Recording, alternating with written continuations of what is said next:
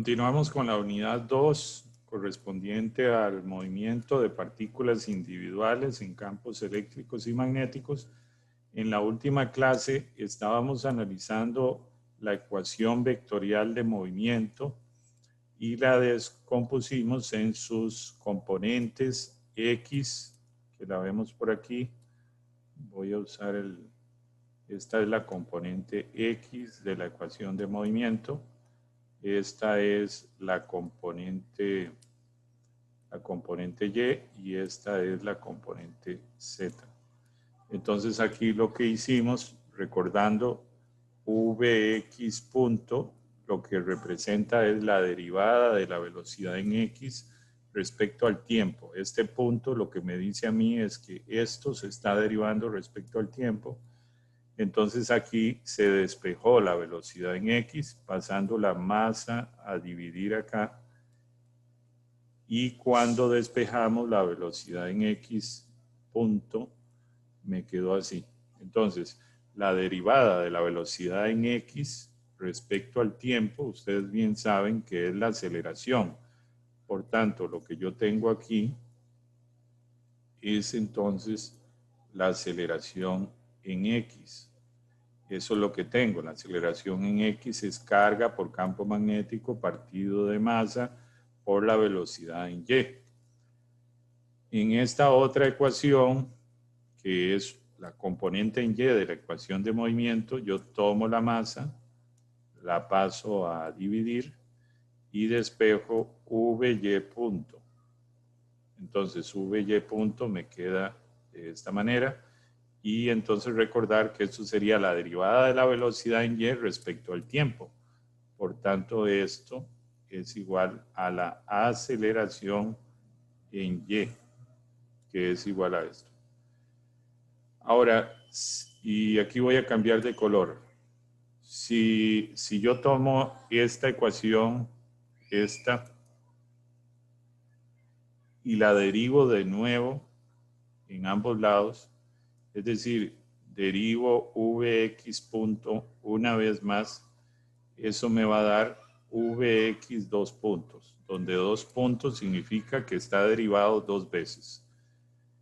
Esto que tengo aquí son constantes y esto Vy lo derivo de nuevo, por tanto lo que obtengo es Vy punto.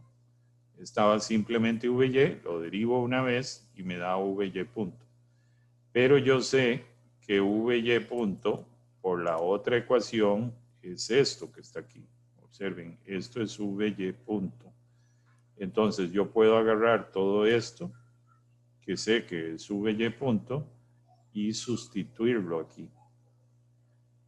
Tengo tres ecuaciones, la ecuación en X, la ecuación en Y y la ecuación en Z. Entonces, puedo sustituir una en otra para ir encontrando relaciones. Sustituyo Vy punto aquí y me doy cuenta que me queda de esta manera. El menos sale afuera y observen que todo queda al cuadrado, como se representa aquí. Ahora lo que hago, como todo está al cuadrado, es simplemente decir que tengo Q por B partido de M al cuadrado y un menos. Esto es una ecuación diferencial que nosotros tenemos que resolver. Si la resolvemos, encontramos Vx, que es la velocidad en X. Eso es lo que queremos, encontrar la velocidad en X de la partícula. Y así va a haber una ecuación equivalente a esta para encontrar la velocidad en Y. Entonces, eso es lo que andamos buscando. Esta forma que vemos aquí de ecuación diferencial es bien conocida y aquí la escribo. Esta ecuación diferencial es bien conocida y corresponde a la ecuación diferencial de un movimiento armónico. Vean que esto representado en la notación que hemos venido trabajando corresponde a x 2 puntos, ¿verdad? Que es la segunda derivada de x. Y esto queda exactamente igual. Entonces, esta notación y correspondiente a esta ecuación y esta ecuación son la misma, solo que representando con la notación de punto. Entonces, les decía que esta ecuación diferencial corresponde a un movimiento armónico. Y esa constante que está adelante, sabemos en física que corresponde a la frecuencia del movimiento armónico, a la frecuencia angular. En física se sabe que si a usted le queda esta ecuación diferencial, la constante que queda aquí al cuadrado va a corresponder a la frecuencia angular de ese movimiento armónico. Ya eso se sabe en física, ¿verdad? Sabemos también que si resuelvo esa ecuación diferencial, la solución que voy a obtener es esta de aquí, donde omega corresponde a la frecuencia angular, t al tiempo que transcurre y delta corresponde a lo que llamamos la fase. La fase, eso me desplaza el seno para que puede ser que el seno no empiece de cero, puede ser que empiece un poco desplazado. Entonces eso es lo que corresponde a la fase.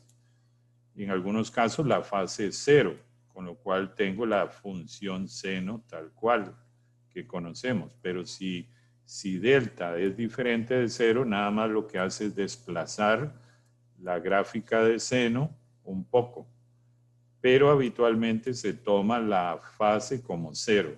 Es lo más normal, ¿verdad? Que es la típica gráfica de seno, nada más. Y A corresponde a una amplitud, a la amplitud asociada ahí a la oscilación, y me da la amplitud de la función seno. Pero bueno, volviendo a lo que nosotros encontramos, esto fue lo que nosotros encontramos. Vx 2 puntos es igual a esto. Si nosotros llamamos a esa frecuencia angular, que sabemos desde el punto de vista de física que esto es una frecuencia angular, si la llamamos omega c, de aquí en adelante vamos a decir que es omega c, entonces nos quedaría justamente Vx 2 puntos igual a menos omega c al cuadrado por Vx. ¿Esa omega c qué es? Esa omega es la frecuencia angular con la que esta partícula gira alrededor de la línea de campo. O sea, nosotros sabemos que la partícula está dando vueltas. Entonces, la frecuencia angular con la que ella gira depende de la carga que tenga, depende del campo magnético al que esté expuesto, depende de la masa también. Muy bien. Aquí me voy a meter con algo que no necesariamente usted tiene que estar familiarizado. Lo voy a hacer para seguir la misma estructura del libro, porque el libro así lo hace. Si usted no tiene conocimientos básicos de variable compleja, pues despreocúpese porque solo aquí se va a usar, no se va a usar más adelante, solo aquí. Y lo que vamos a usar es muy simple. Si usted ha llevado algún curso donde haya visto variable compleja, pues fabuloso, le va a resultar esto algo conocido. Para mencionar, se define el número complejo I minúscula como la raíz de menos 1. Desde luego no es un número real, es lo que se llama un número imaginario. Existen los números reales y los números imaginarios. Entonces, I se define como un número imaginario correspondiente a raíz de menos 1. Entonces, si hablamos de la solución de esta ecuación diferencial, aquí nosotros no nos vamos a preocupar por hacer todo el proceso para encontrar la solución. Ya yo se las voy a dar directamente. La solución de esa ecuación diferencial, es decir, encontrar Vx, es esta que está aquí. Vx es igual a todo esto, donde la velocidad perpendicular, esto que está aquí, recuerden y no se les olvide, corresponde a esta velocidad de acá. La velocidad tangencial al círculo es la velocidad perpendicular. Y observan, despreocupémonos de momento cómo salió, ¿verdad? Porque esta es la solución de esta ecuación diferencial. Depende de la exponencial de más menos I, que sabemos que es raíz de menos 1, omega C, que sabemos que es la frecuencia de giro alrededor de la línea de campo, depende del tiempo y depende de la fase en X. Y vamos a asumir más adelante que la fase es 0. Recuerden que la fase es ese desplazamiento de la función como tal. Y también de igual manera, no lo hacemos aquí, pero si hubiéramos hecho lo mismo para Y, hubiéramos encontrado una ecuación idéntica a esta, solo que aquí cambia y aquí cambia Y. Y encontramos la misma ecuación diferencial que por lo tanto va a tener la misma solución. Insisto, aquí no lo hicimos, pero es hacer un procedimiento similar al que hicimos antes y llegaríamos a la ecuación diferencial VY dos puntos menos omega C cuadrado VY. Y la solución es esta, que si observan es la misma, exactamente la misma. Si ustedes recuerdan, la velocidad en X va a corresponder a derivar la posición en X respecto al tiempo. Entonces, por eso decimos Vx punto, porque es derivar X respecto al tiempo una vez. Y de igual manera, Vy punto es derivar la posición en Y respecto al tiempo una vez. Por eso queda Y punto. Ahora, el vector velocidad tiene entonces dos componentes. Tiene la componente en X a lo largo del vector unitario X techo y tiene la componente en Y a lo largo del vector unitario Y techo. Y eso da el vector velocidad perpendicular. Voy a tratar de hacer un dibujo aquí para usar otra posición que no sea la que aparece, para que entiendan mejor esto. Yo voy a exagerar esto. Esto es la velocidad perpendicular. Entonces, esto es V perpendicular. Pero esa V perpendicular va a tener una componente. Suponga, por ejemplo, que, permítanme, voy a hacerlo así.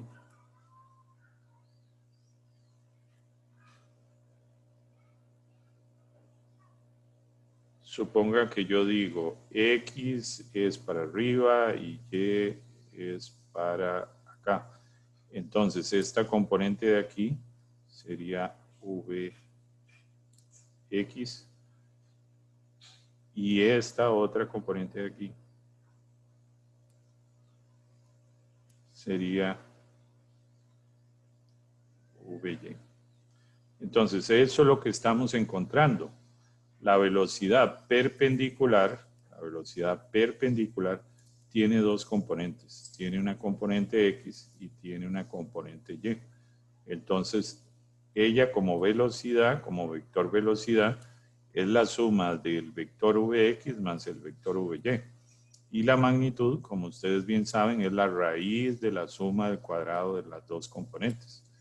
Entonces, es esta la velocidad. Observen que aquí Vx, en esta posición puntualmente, Vx es un vector con una dirección positiva en X, mientras que Vy es un vector con una dirección negativa en Y, porque Y positivo está para la derecha, pero el vector Vy está hacia la izquierda. Entonces recuerden que ya con esto hemos encontrado Vx y Vy. Ya sabemos cómo cambia Vx y Vy con el tiempo, con la frecuencia de giro, etc. Ahora, vamos a hacer lo siguiente. Esta ecuación que está aquí, la parte de arriba, esta de aquí, a esta me refiero.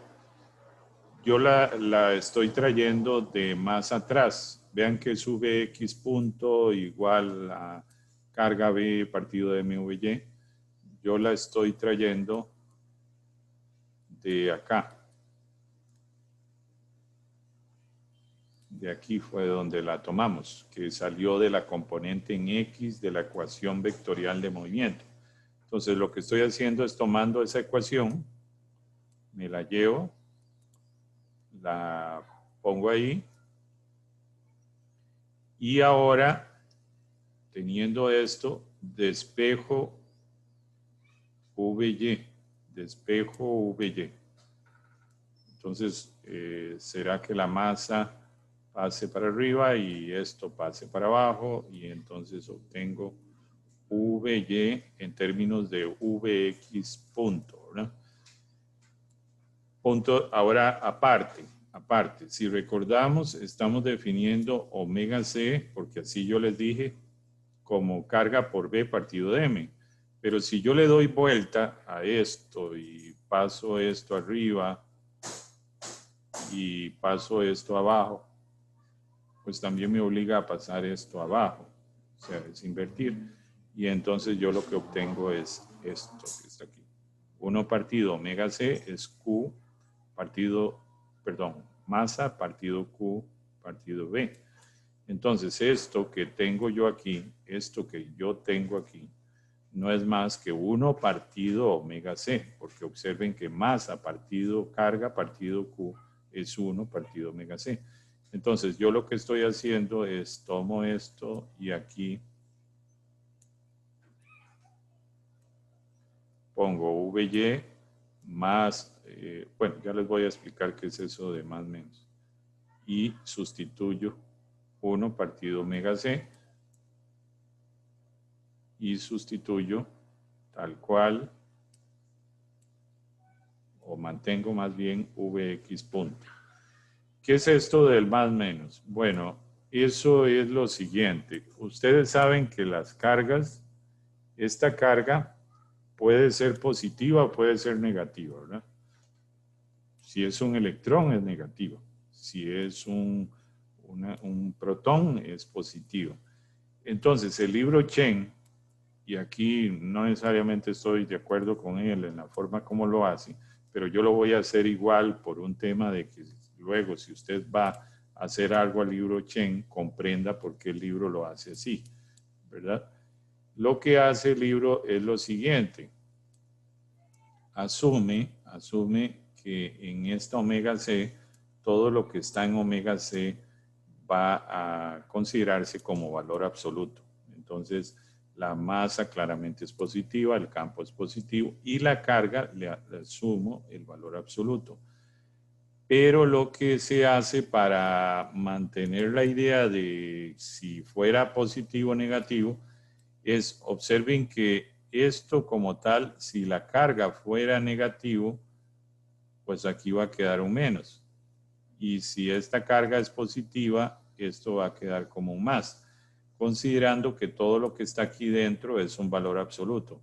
Entonces, eso lleva a lo siguiente, 1 partido omega c, si la carga es positiva, pues esa fracción queda positiva, y si la carga es negativa, esa fracción queda negativa. Entonces, aquí es donde uno se confunde un poco, porque el libro le dice a usted, mantenga el más menos, y si usted lo que tiene es un protón, por ejemplo, ponga solo el más. Y si usted lo que tiene es un electrón, ponga solo el menos. Porque la componente en Y va a depender, si se acuerdan, el ion y el electrón giran en sentidos contrarios, ¿verdad?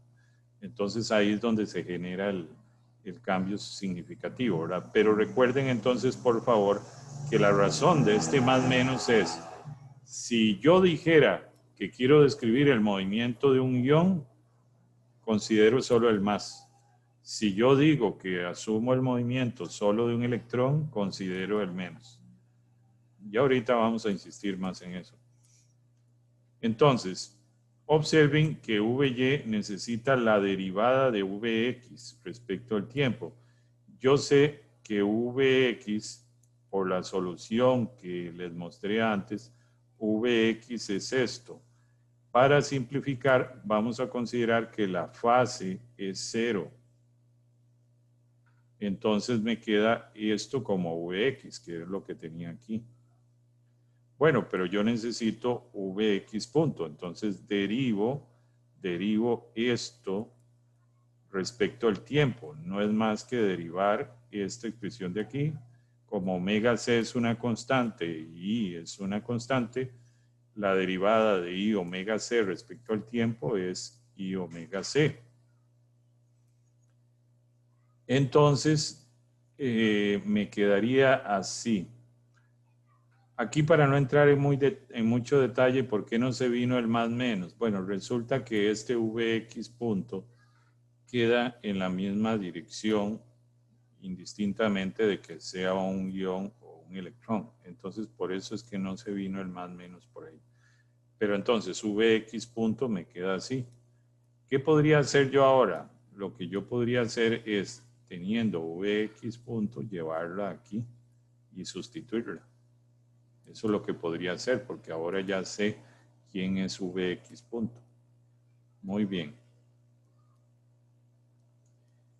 Entonces, eso es justamente lo que hago en esta diapositiva. Observen, voy a mover esto. Lo que tenía antes era esto. Y necesito Vx punto, pero ya encontré Vx punto. Entonces sustituyo Vx punto aquí. Y aquí ya se muestra lo que va quedando. Observe, más menos 1 partido omega c, sustituyo v perpendicular y omega c la exponencial. Que aquí lo que se ha hecho es considerar que lo que estoy describiendo es una carga positiva. Entonces, por eso es que aquí ya puse esto como positivo, cuando en realidad aquí estaba más menos, ¿verdad? Edgardo Hidalgo. Profe, ¿y por qué si se asume la carga positiva no se quita el menos que está enfrente de la ecuación, digamos, el más menos uno entre la frecuencia? Sí, sí, usted hizo la pregunta del millón. Eh, eso dejémoslo ahora tal vez para la discusión de preguntas, porque nos llevaría mucho más tiempo el analizarlo, pero desde luego, sí se justifica en términos de las direcciones de VY, pero vamos a hacerlo más adelante. Entonces, nos quedaría VY. Si vemos aquí, queda esto y queda esto, entonces cancelo. Por lo tanto, me queda I, V perpendicular, la exponencial y el más menos, que todavía no sabemos por qué. Y entonces veo que VY, si me acuerdo, es la derivada de Y respecto al tiempo. O sea, sería Y punto, ¿verdad? Muy bien. ¿Por qué estoy tan interesado en esto? Por lo siguiente. Y ya van a ir viendo a qué vamos. Y punto es la derivada de Y respecto al tiempo. Y ya sabemos qué es esto. Entonces, usted puede tomar este, pasarlo aquí, y le quedaría de Y igual más menos I V perpendicular exponencial de T. Entonces, claro, usted llega, integra aquí, integra al otro lado, integra desde un Y0 hasta Y, de Y, integra desde un tiempo 0 hasta un tiempo T, y esta integral que depende del tiempo. Y ahora lo que hacemos es un cambio de variable y definimos U como I omega CT. Esto es un cambio de variable, ¿verdad? Ustedes en esto son expertos y entonces de este cambio de variable usted puede sacar que I por DT es igual a DU partido de omega C, ¿verdad? De aquí se obtiene fácilmente esto de aquí. I por DT es igual a du partido omega c. Entonces, hago ese cambio de variable que básicamente es esto, cambiarlo por u, Y recuerden que I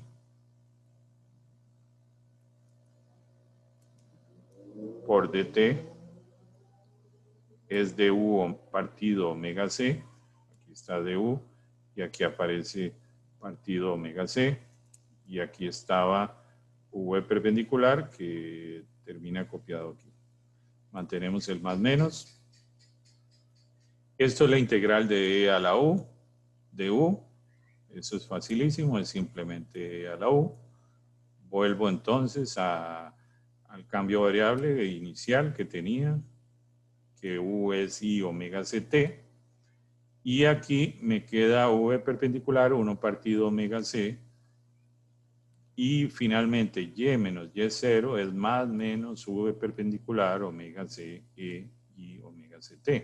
O sea, ¿qué estoy obteniendo con esto? Estoy obteniendo la ecuación que me da la posición de la partícula en y. La posición de la partícula en y. Esto es muy valioso porque la partícula va haciendo un movimiento circular, sí, con el tiempo, sí, y esta ecuación me dice qué posición tiene. ¿Qué posición tiene? Eso es lo que estamos obteniendo, las ecuaciones de la posición. Entonces, el resultado que tenemos y que obtuvimos es este, que la posición en y está dado por esto. No lo vamos a hacer, pero si aplicáramos el procedimiento similar, llegaríamos a obtener la ecuación de posición para X, que sería esta. Insisto, no lo hicimos por un tema de tiempo, pero es básicamente hacer lo mismo como en el caso de Y. Y entonces, aquí es donde voy a mezclar lo último de variable compleja.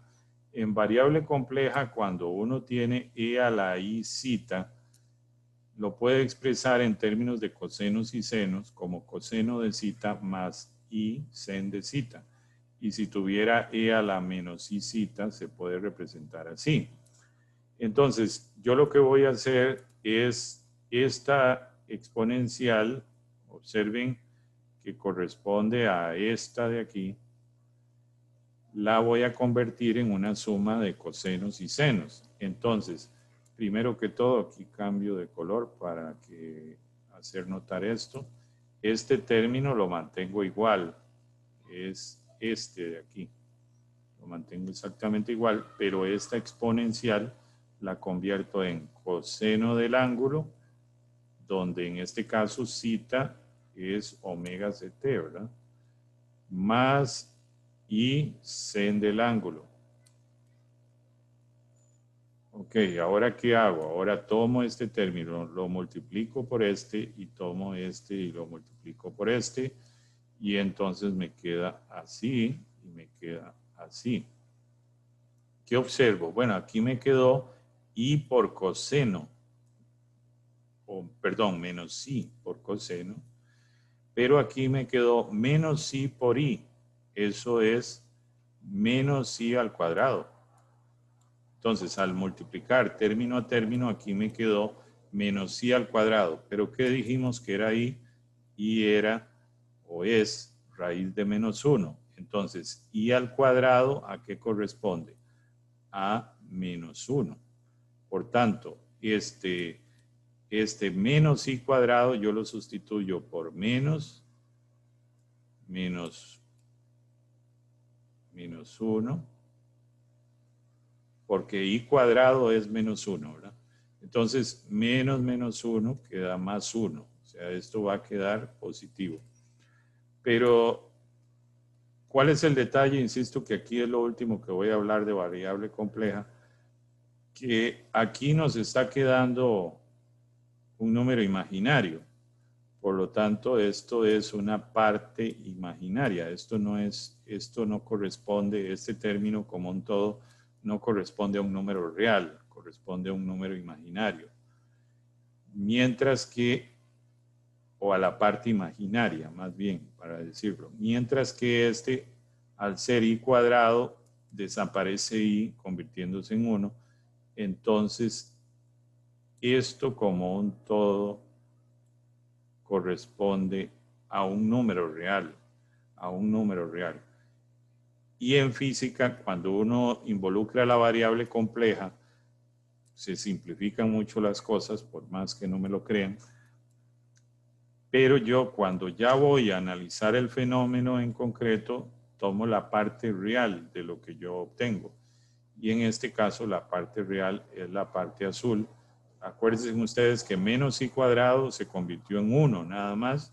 Entonces no aparece, pero luego tendría v perpendicular partido omega c, que es lo que tengo aquí, por sen de omega ct. Y aquí llegamos a una ecuación mucho más simple de la posición en X de la partícula. Hacemos el mismo ejercicio, que no lo vamos a hacer por un tema de tiempo, con Y, y entonces llegaríamos a la ecuación correspondiente en Y. Por lo tanto, y aquí ya vamos aterrizando en esto, esta es la ecuación de posición de la partícula en X. Que yo lo que puedo hacer es transformar esto que está aquí. Si yo me acuerdo que velocidad es igual a radio por frecuencia angular, lo que tengo aquí es que la velocidad tangente o perpendicular es igual a radio del Larmor por omega c. Entonces yo puedo despejar aquí v perpendicular partido omega c y darme cuenta que este cociente no es más que el radio del Larmor. Entonces, esto que encerré aquí no es más que el radio del Larmor. El radio del Larmor. Entonces, puedo sustituir x menos x0 y todo esto convertirlo en radio del Larmor y luego sen de omega ct. Y tendría ahí. No lo estamos haciendo, pero si hiciéramos lo mismo, llegaríamos al resultado de que la posición en Y es esta, y entonces tenemos la posición en X, que es esta. Si aquí voy a cambiar de color, si tomo este, lo paso para el otro lado, me quedaría esto así. Si tomo este y lo paso para el otro lado, me quedaría esto así. Entonces, esto que está aquí, ¿qué me da? Me da la posición en X de la partícula en función del tiempo. La posición en Y en función del tiempo. Vamos a analizar más esto para entenderlo mejor. Observen. Suponga que la partícula está aquí. Pongan atención aquí, esta la estoy encerrando en rojo. Entonces, esta línea puntiaguda, ¿a qué corresponde? Justamente al radio del Larmor. Esto es el radio del Larmor. Entonces, esta componente, el ángulo, dijimos que es omega ct. Aquí está. El ángulo es omega ct. Esta componente, usted bien sabe que sería hipotenusa por el sen del ángulo. Es decir, esta vertical sería radio del Larmor por el ángulo, por sen del ángulo, que es omega ct. Y luego este cateto adyacente, usted sabe que sería radio del Larmor por coseno de omega ct. Entonces, esta longitud de aquí es radio del Larmor omega ct. Por lo tanto, lo que me dice a mí acá es, y aquí sigo la regla de los signos, si la carga es positiva, entonces tomo el positivo, con lo cual me quedaría Y0 más radio del Larmor coseno omega ct. ¿Qué es Y0? Y0 es esa distancia en Y que ubica el centro del círculo. Entonces, la distancia desde el sistema de referencia hasta el punto en Y, donde está el centro del círculo, eso es Y0. Por lo tanto, si alguien le preguntara, bueno, ¿a qué distancia en Y está esta partícula en este momento? Ella estaría, sume, Y0 más este pedacito rojo. ¿Eso qué es? Y0, que es este azul, más este pedacito rojo, que es radio del árbol coseno omega t. Sería esta situación, Y0 más radio del árbol coseno de omega ct. Si fuera la otra situación es, tome Y0, vea esta partícula aquí, Y0, tome Y0 y réstele radio del árbol coseno de omega ct. Y entonces le queda esta distancia que está en amarillo, que sería ahora el Y. Entonces aquí en este punto, el Y sería el amarillo. Ahí estaría ubicada la partícula en ese instante. Pero sería Y0 restándole radio del árbol coseno de omega ct. Ahora, eso en Y. Y si usted se va a X, aquí le dice que es sumar X0, pero ¿qué es X0? Es la distancia en X a donde está el punto del centro del círculo. O sea, aquí yo tengo X0, es esta distancia. Y aquí me dice, súmele radio del árbol sen omega ct. Tiene sentido porque este pedacito que está aquí tiene una altura de radio del árbol sen omega ct. Entonces yo estoy sumando X0 más radio del árbol sen de omega ct y llego a la ubicación. Y vean que la ubicación en X, porque recuerden que aquí estoy definiendo X en esta dirección, que no es lo habitual, y tal vez eso los confunda, pero estoy definiendo X aquí. Observen que para ambas partículas el X es el mismo. La ubicación en X es X0 más radio del árbol sen de omega ct. Por eso es que aquí no cambia, porque para ambas partículas la ubicación es la misma, mientras que para ambas partículas la ubicación en Y es diferente. Para esta es este Y amarillo, que es el Y sub 0 azul restándole el naranja. Y para esta otra, la ubicación en Y es súmele al azul, súmele el pedacito rojo. Entonces, es muy importante para que lo tengan presente. Pero hicimos todo este ejercicio para decir, encontré las ecuaciones de posición de esa partícula que gira alrededor de una línea de campo magnético. Eso es lo que buscábamos y lo que queríamos. Ya sabemos que esa es la solución.